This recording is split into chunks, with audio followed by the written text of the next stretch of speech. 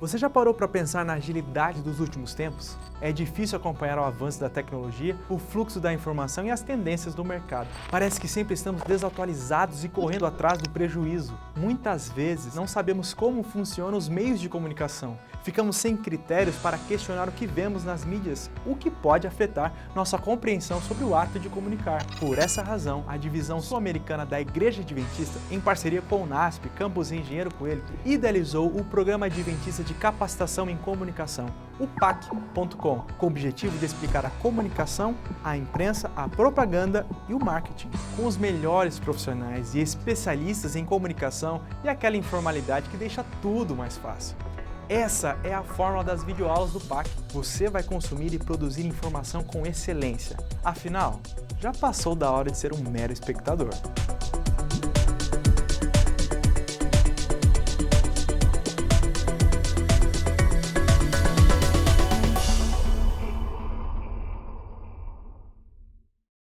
Quem vê um produto pronto, já acostumado a consumi-lo na forma final, não reconhece a dificuldade de seu preparo. Lidar com a natureza, a fornecedora da matéria-prima, não é algo simples. Ela é muito sensível. Generosa que só, a natureza é mantenedora de nossas necessidades e caprichos.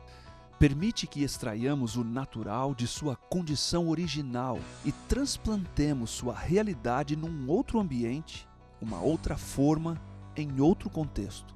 Se aquilo de que precisamos não tem a forma desejada, podemos manipular até que se dobre, se deforme e alinhe-se à nossa necessidade. Com a realidade num contexto informativo é assim. Uma vez fotografada, gravada, filmada ou descrita, ela já não é mais como antes. A verdade foi manipulada e isso a torna menos real. Agora ela é uma reprodução e não a realidade em si. É nesse cenário sensível e instável que o cinema documentário acontece. Quando algo é filmado, por mais verídico que seja o material, aquilo jamais será tão real quanto o fato em si. E isso independe da vontade do documentarista. As câmeras mudam tudo. O real, no vídeo, acaba transformado, transportado para outro contexto. Filmar, no fim das contas, é extrair.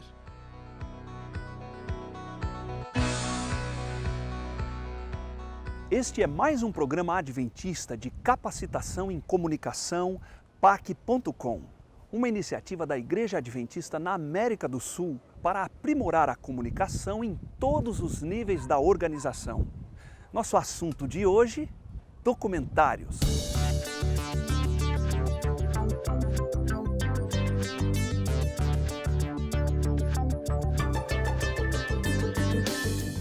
Realidade não é algo fácil de se definir, entender ou explicar. Hoje em dia é possível encontrar diversas percepções para ela. O que é real para um não é tão real assim para outro, e para uma terceira pessoa pode ser a mais pura falsidade. Confuso? Pois é, quanto mais se discute a realidade, mais subjetiva ela fica. É por isso que trabalhar mostrando ou refletindo a realidade é algo no mínimo complicado. Mas é justamente isso que um documentário se propõe a fazer. O documentário ele é parte integrante da linguagem do cinema. A discussão sobre a representação do real cruza os 117 anos de história do cinema. Desde os filmes dos irmãos Lumière, na pré-história do cinema, até o cinema contemporâneo, que tem uma obsessão, né, por filmes baseados em fatos reais.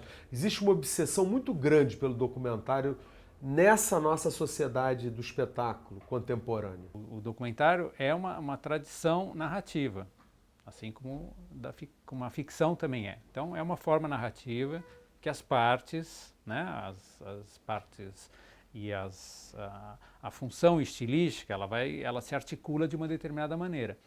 Então o documentário ele mantém alguns traços estruturais comuns dos anos 20 para cá.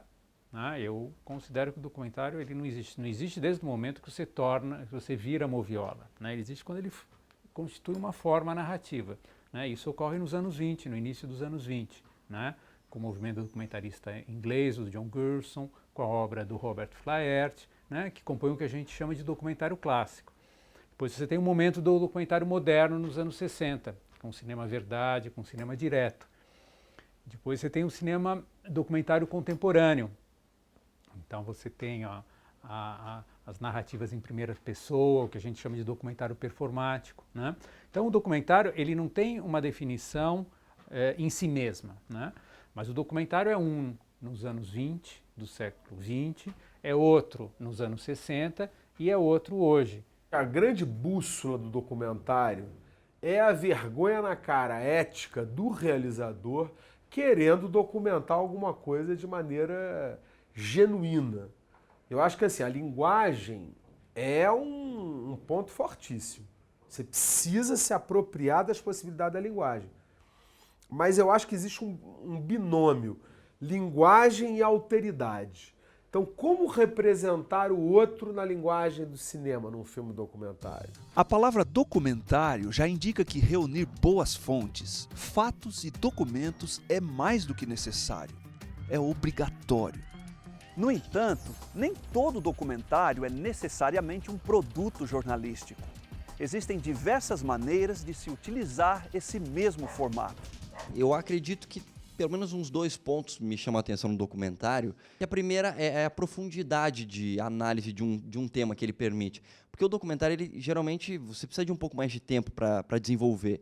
E o outro, eu acredito que é a possibilidade que a linguagem do documentário te permite. Tem a questão de uma linguagem mais poética, que às vezes, nem sempre, mas em alguns casos o documentário ele permite. Seja uma poesia por meio do texto, ou seja uma poesia por meio da imagem também e da edição. Que você consegue chegar muito próximo da história.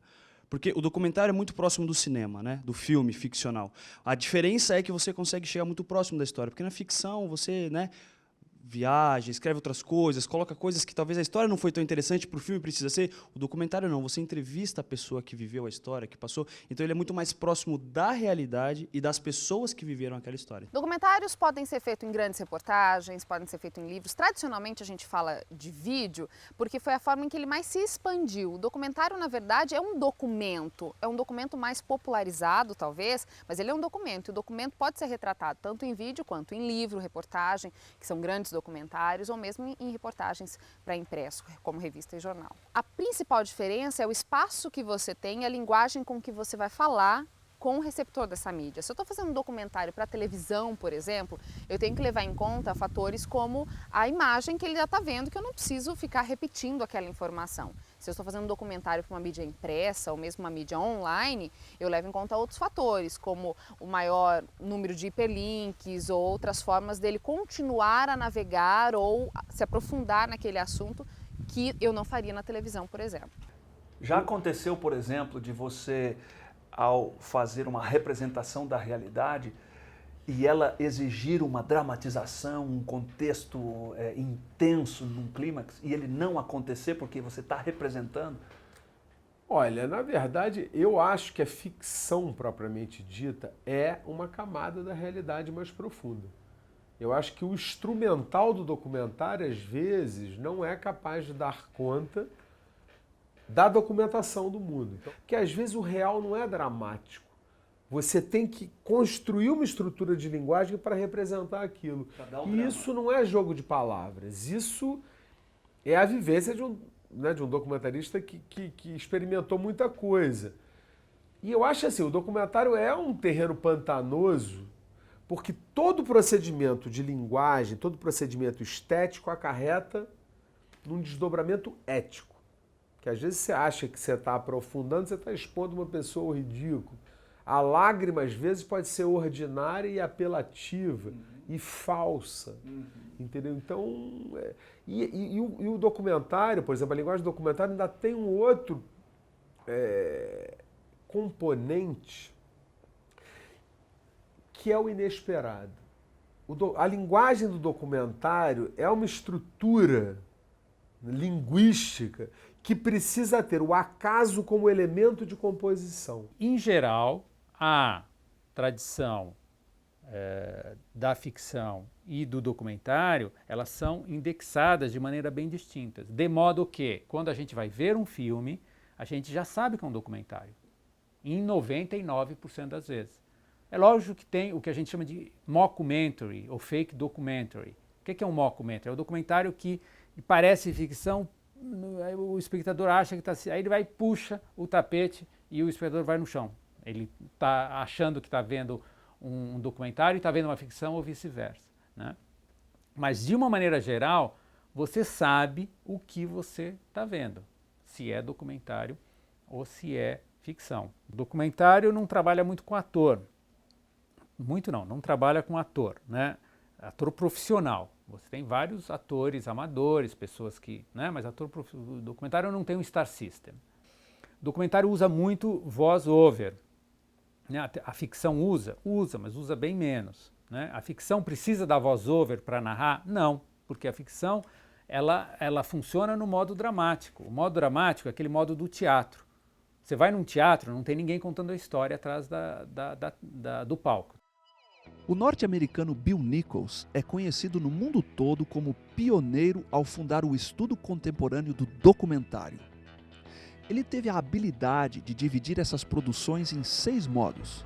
Expositivo, que valoriza o casamento de bons argumentos com a estética nas imagens. Observacional, que tem por objetivo captar a realidade crua da forma como aconteceu. O participativo, que, como o nome sugere, conta com a participação e envolvimento do produtor ou repórter para a explanação do projeto. O reflexivo deixa claro para o espectador os procedimentos da filmagem e a relação entre os personagens e o documentarista. Já o performático é conhecido por sua fórmula e estética mais livre.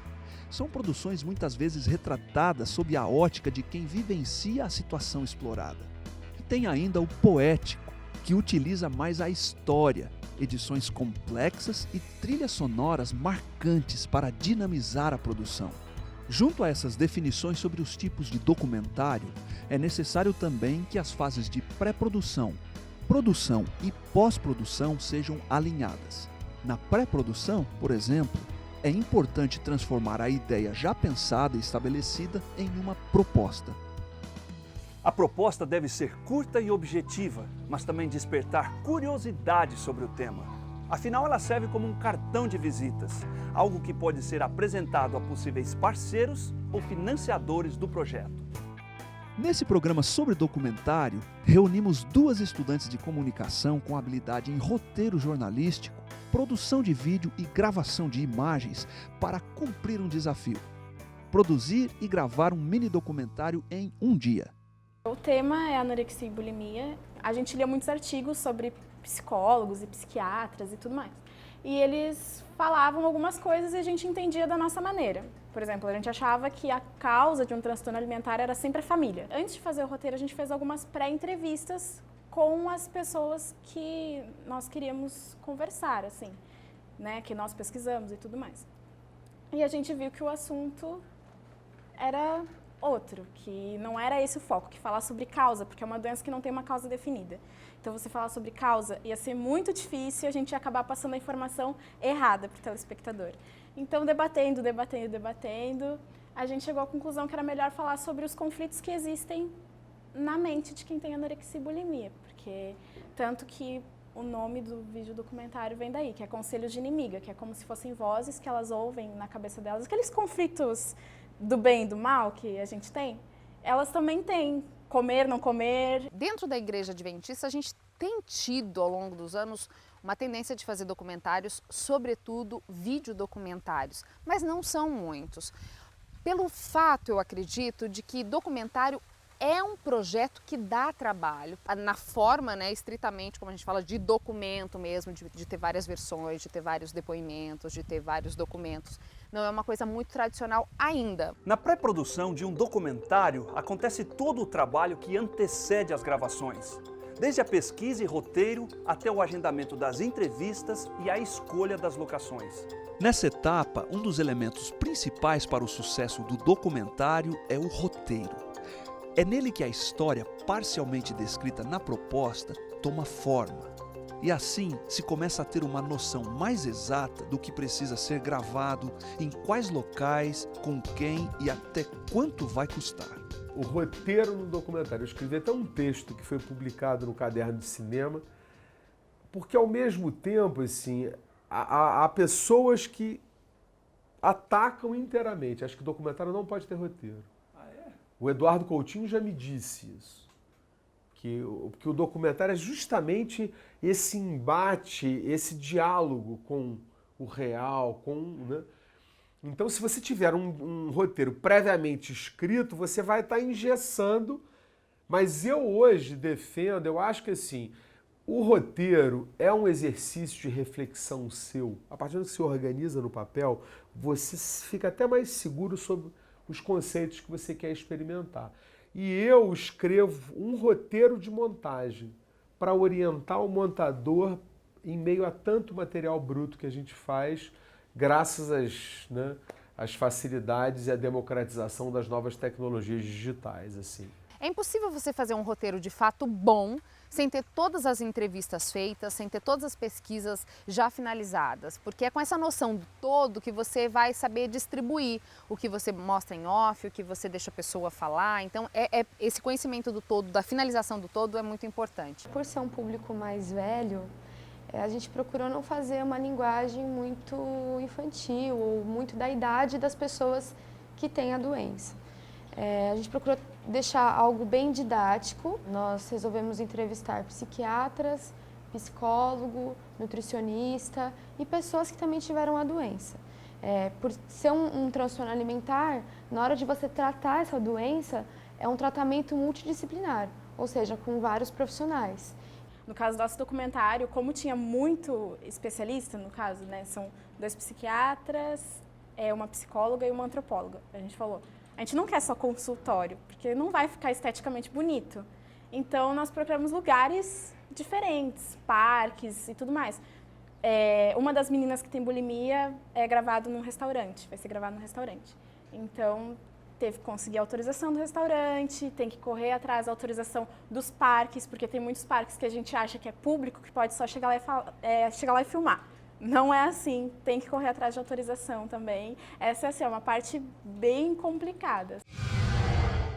Após superar todas essas complicações da pré-produção, chegou o momento de pegar o roteiro, a câmera, reforçar a sua bagagem com muita disposição para que o seu projeto seja concretizado na prática. Nós vamos gravar a simulação do nosso vídeo documentário, que ele é dividido em 2 partes. A parte dos entrevistados, as fontes, os personagens, e a parte que vai ser a simulação do documentário, assim, porque nós estamos falando de 2 doenças, né, que é a anorexia e bulimia. Então, essa é a simulação de uma menina que tem essas doenças. Ela é a Isadora, que é a nossa menina que vai... A história do documentário inteira vai girar em torno dela, em torno da doença dela.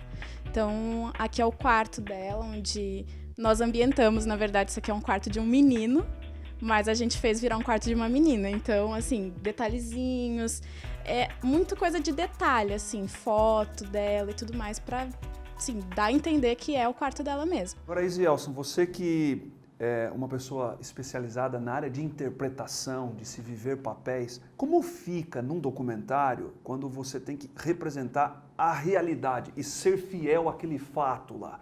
A interpretação, ela fica restrita nesse momento? O bacana da interpretação, e acredito que a importância da interpretação, é exatamente alcançar isso aí, ou seja, eu representar algo que aconteceu, porque muitas vezes o documentário está tratando de uma história em que os personagens já não estão mais vivos, ou coisa do tipo, ou por mais que esteja vivo, nós não temos acesso a essa pessoa, então a interpretação permite eu representar isso que aconteceu, sempre diferente, como disse, do ficcional, sempre o mais próximo possível do que realmente aconteceu, mas ela então permite que esse personagem possa ser vivido, por mais que seja um ator, possa ser vivido, e aí é muito importante o trabalho de pesquisa. Quem escreve o roteiro do documentário e descreve os personagens realmente precisa fazer um trabalho de pesquisa muito grande para que não fiquemos longe da realidade. A gente entende sempre a palavra manipulação como uma coisa muito ruim feita por pessoas más que querem enganar outras. Isso não é verdade. Um médico que manipula uma fórmula, ele está manipulando aquilo de maneira que ela caiba para o seu objetivo final.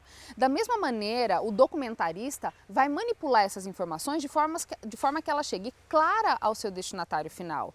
Porque se ele deixar tudo ali para ele escolher, a pessoa não tem noção do todo, porque ela não pesquisou tudo, ela não foi atrás daquilo como o documentarista foi. Então a gente tem que entender primeiro que a manipulação tem duas vertentes. Uma é essa maniqueísta que a gente vê como ruim. A outra é o simples fato de organizar as coisas ou de ajeitar as coisas. E o nome disso também é manipulação. E dentro da Igreja Adventista, vários assuntos renderiam bons documentários, como comportamento dos jovens, das mulheres, comportamentos de fé, condutas doutrinárias, enfim, os nossos hábitos de alimentação, as nossas diferenças em relação a outras doutrinas. Existem muitos campos a serem explorados. A vida é documental, a vida é passível de um documentário. Qualquer fato que tenha um elemento humano dá um bom documentário. O documentário pode ser usado como um instrumento para apresentar a verdade. Uma vez que você traz para o espectador, para a sociedade, uma temática vigente, uma temática que desperta o interesse, você pode escolher uma temática que esteja relacionada, né, com conceitos bíblicos, ou pelo menos com princípios bíblicos. Temas éticos, como por exemplo o aborto, né, o suicídio, eutanásia, homossexualismo. Você pode encontrar tantas coisas que estão relacionadas com o que as pessoas estão pensando e discutindo hoje, e você vai ver que sobre cada um desses temas, especialmente esses temas mais polêmicos, que despertam o interesse das pessoas, você vai ver que sobre cada um desses temas existe uma orientação bíblica. Depois de gravadas todas as imagens para o documentário, é hora de montar o filme. Primeiro, acontece o processo da decupagem, que é a escolha dos melhores trechos das entrevistas e imagens para compor o produto final. Além disso, todo esse conteúdo é organizado em uma sequência, que depois será utilizada na edição do material. É na edição que são utilizados recursos visuais e sonoros para reforçar ideias e sensações que poderiam passar despercebidas pelo espectador. Podem ser inseridas imagens sobre as entrevistas, efeitos gráficos, transições e trilha sonora. Seja para provocar, emocionar, chocar ou fazer refletir, a edição deve estar coerente com a proposta do documentário. O documentário é uma forma da gente se relacionar com o mundo que nos cerca, né? Então isso é essencial, né? É uma forma, o documentário é uma forma narrativa que enuncia, né? Que faz asserções sobre a realidade. É indispensável a gente possuir, digamos, uma arte, né? Que eu considero um documentário uma forma artística, né? Uma arte que tenha essa postura em relação ao mundo, né? Que é algo bastante diferente da ficção. Eu fiz filmes sobre dança, sobre a tropa de elite do Exército Brasileiro, sobre jovens de periferia, sobre quebradeiras de coco babaçu, sobre deficientes visuais, sobre pessoas com síndrome de Down, sobre sem-teto, sobre grupos de... sabe assim? E eu acho fascinante, eu me apaixono e vou... E fiz muitos filmes da guerrilha. E alguns eu tive que fazer, porque se eu não fizesse naquela hora, não tinha como reencenar aquilo, tinha que ser feito naquele momento. O resultado foi muito positivo. Muitas coisas ao longo do caminho assim mudaram, mas mudaram para melhor. O projeto que a gente fez, a gente conseguiu seguir a linha de raciocínio. Eu gostei muito da história que a gente conseguiu contar, né? Os takes que a gente conseguiu captar foi muito legal, assim. Quando a gente pegou esse projeto para fazer, a gente não imaginava que a gente ia conseguir fazer, né? Era um negócio muito grandioso. Então foi muito legal, a gente sente como um dever cumprido mesmo. E a gente pretende fazer com que esse documentário apareça em algum concurso ou em alguma coisa assim. Em uma época onde todos querem retratar a realidade, quem possui a verdade tem nas mãos um grande diferencial. Mostrar essa verdade, a nossa mensagem, é o seu dever como um comunicador adventista. A Bíblia diz assim: conhecereis a verdade e a verdade vos libertará. Né? A Bíblia também diz assim: a Deus aprove salvar pela loucura da pregação. O que a gente entende com isso? Qualquer ferramenta, qualquer meio, qualquer instrumento que você encontre ou que você use para, de alguma forma, apresentar a verdade às pessoas. Né? E quando eu falo a verdade, eu não me refiro apenas a informações verdadeiras. Estou aqui me referindo à verdade com um V maiúsculo, né? Apresentar Jesus às pessoas. Né? qualquer instrumento, com certeza vai plantar uma semente no coração, na mente dessa pessoa. Né? E um documentário que você use um tema que seja de interesse comum, seja de interesse social, seja um tema polêmico ou não, mas que através dele você de alguma forma ressalte princípios da Bíblia, ressalte a palavra de Deus, ressalte algo que está relacionado com o caráter de Jesus, né? Você pode ter certeza, você estará apresentando a verdade às pessoas. Dizem que estamos vivendo em tempos de aridez intelectual, que essa geração lê pouco, perde muito tempo na internet, não sabe lutar por seus direitos e que não consegue viver sem ter a tecnologia na palma da mão. Mas há quem discorde. Nunca tivemos tanto acesso à informação, à leitura e aos fatos. Nunca houve tanta transformação social, tanta transparência governamental, tanta validação da democracia. O fluxo informativo revolucionou a vida em sociedade. Nunca houve tanto conhecimento compartilhado. E assim, nunca foi tão fácil disseminar mensagens. Todo mundo tem acesso a elas e quem não tem, quer ter. Nunca foi tão valorizado ser atualizado, o saber, o conhecer, o entender. Enfim, nunca foi tão fácil evangelizar. Esse é o momento de informar, de usar todos os meios possíveis para transmitir a verdade, de enviar a mensagem correta a um receptor que, se não fizermos nada, acabará fazendo por si mesmo. Até porque, no dia do juízo, as desculpas não farão sentido, nem mesmo para quem as pedir. Corta. Ficou bom? Ficou bom, acho que ficou bom.